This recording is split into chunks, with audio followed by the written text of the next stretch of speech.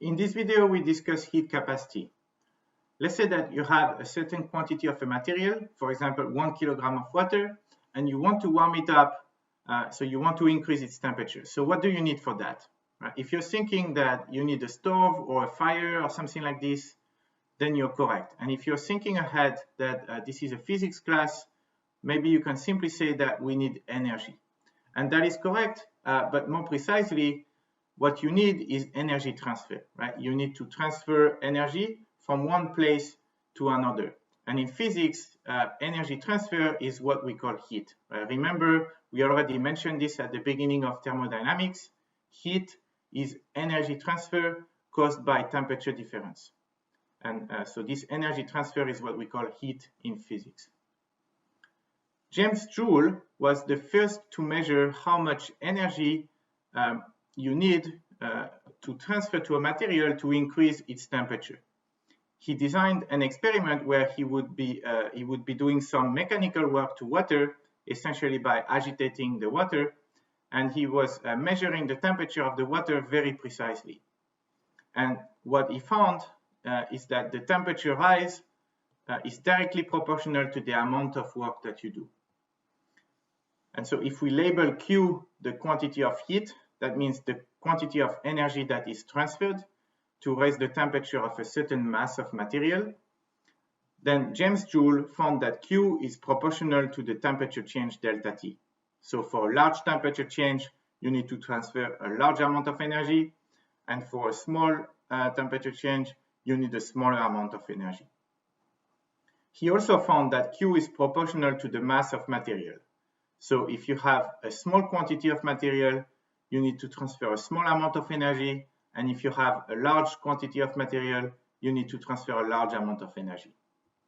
And the formula that summarizes all of this is that Q is equal to mc delta T, where C will be a constant that depends on the material, and C is called the specific heat of the material. Now for water, for example, C is equal to 4,190 joule per kilogram per Kelvin. In this formula, the specific heat is a constant of temperature, but in fact, that's not exactly true. As you can see on this graph, the specific heat of water changes a little bit with temperature, but this variation is very small and it stays in between 4,180 and 4,220 joule per kilogram per mole. So we often consider that this is a constant. And so in this class, we will consider it as a constant.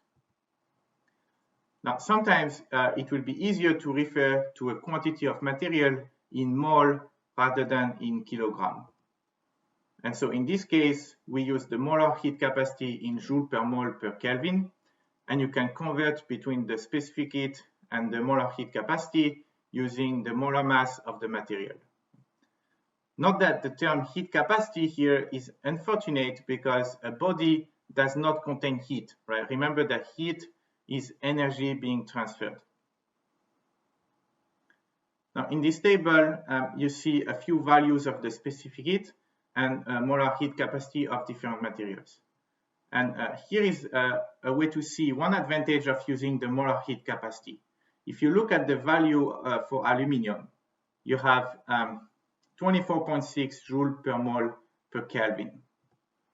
For copper, 24.8 joule per mole per Kelvin. For iron, 26.3 joule per mole per Kelvin. For lead, 26.9 joule per mole per Kelvin. For silver, 25.3 joule per mole per Kelvin. And for salt, which has 2 atoms in its formula, it is 51.4 joule per mole per Kelvin. So in fact, you see that the molar heat capacity for most solid elements with 1 atom is about 25 joule per mole per Kelvin. And this is called the rule of Dulong and Petit. It means that on a per atom basis, the amount of heat required to raise the temperature is the same even if the mass of the atoms are different. Another interesting thing to note about the specific heat is that the value of specific heat for water is very large, and it's larger than for most metals. And because water has a much higher specific heat than glass or metal, that explains why when you warm up water on a stove, the pot warms up very quickly, and it can often burn you if you don't pay attention. And it takes, on the other hand, much longer for the water to warm up and start boiling. Right? So it requires a lot of heat, a lot of energy that needs to be transferred to raise the temperature of water. And water takes more time to warm up, but it also then also takes more time to cool down. And this is why the temperature variation near the ocean are much smaller than the temperature variation inland. Right? The specific heat of soil is much smaller than the specific heat of water. So the soil warms up and cools down with less energy transfer. And so in summer, the ocean keeps the temperature colder, and in winter, the ocean keeps the temperature warmer. Another example, if you bake potatoes wrapped in aluminum foils, then you probably know that within a few seconds you can remove the aluminum foil without burning yourself, but the potato is still very hot and it can still burn you, right?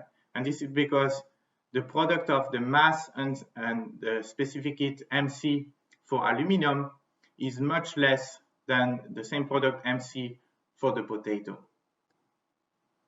Now, before we conclude, I will remind you that we have seen that when the temperature changes, the volume changes. And so we can define a heat capacity at a constant pressure, Cp, where we let the material expand, and a heat capacity at a constant volume, Cv, where we keep the volume constant, and so we change the pressure to keep the volume constant. And for most materials, thermal expansion is a very small effect, and so Cp is very close or equal to Cv. But we will see that for gases, the change of volume can be large, and Cp and Cv are in fact different.